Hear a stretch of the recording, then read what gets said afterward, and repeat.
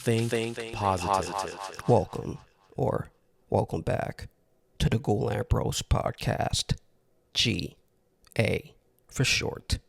I'm your host, Prince.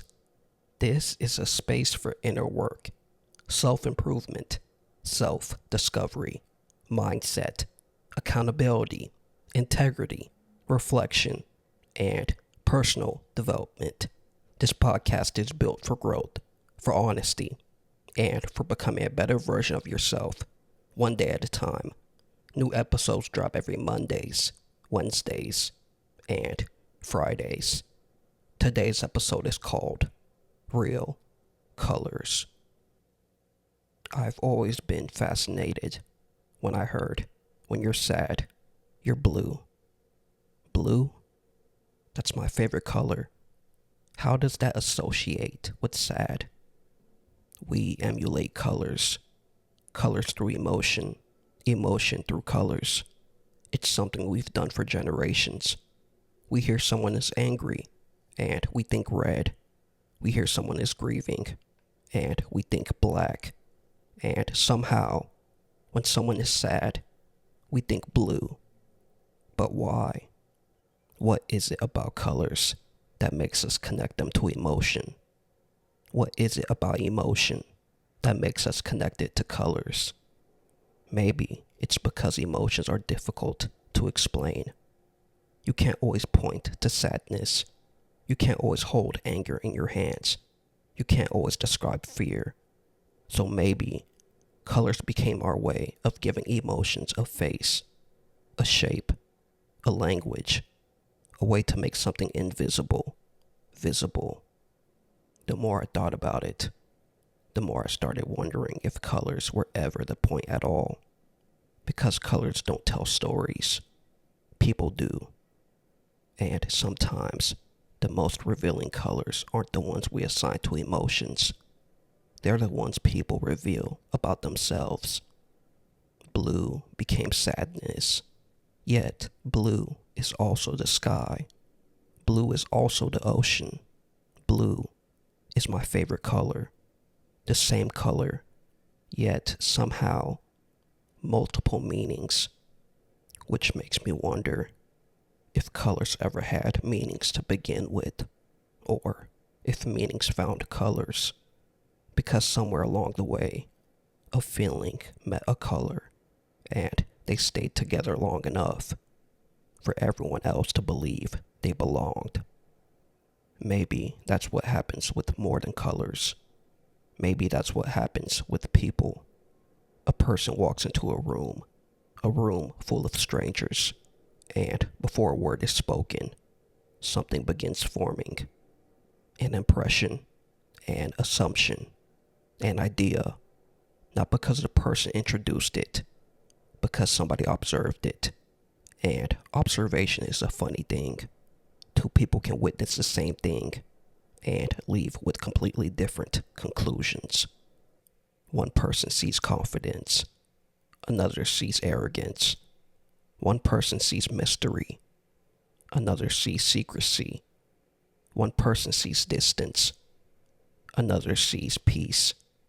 The same person, standing in the same place, saying the same words, yet somehow becoming something different depending on who's looking. Just like blue, the color never changed. The observer did. That's where this started getting interesting to me. Because maybe people don't just assign emotions to colors. Maybe people assign meanings to everything. Places, moments, songs, memories, people.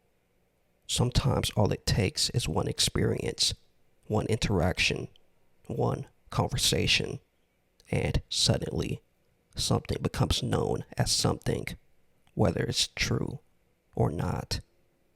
Then conversations happen. Conversations have a strange way of adding color. A story gets told, then retold, then told again.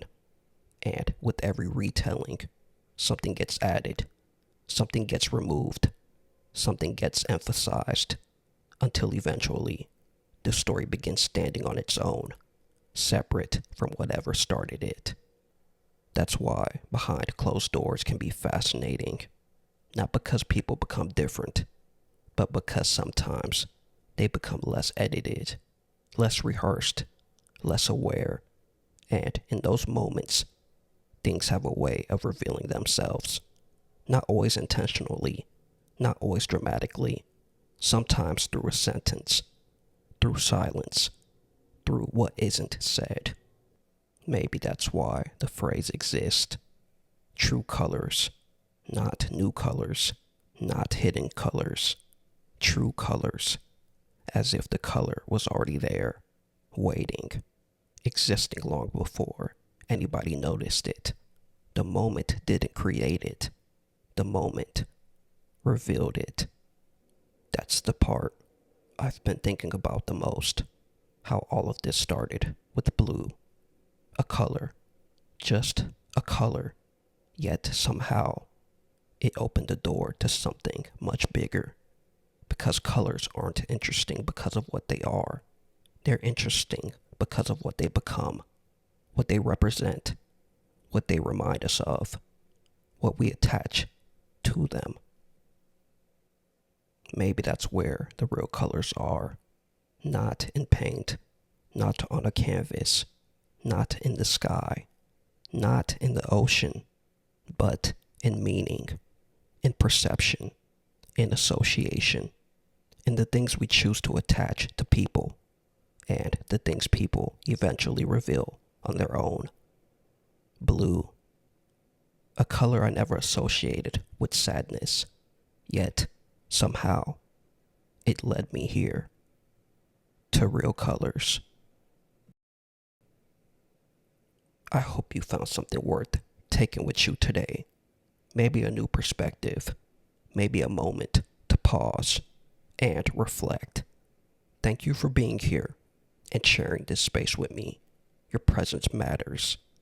If this resonated with you, share it with someone you care about, because growth spreads through connection. I'll see you next time. Take care of yourself. Stay grounded. And as always, be safe.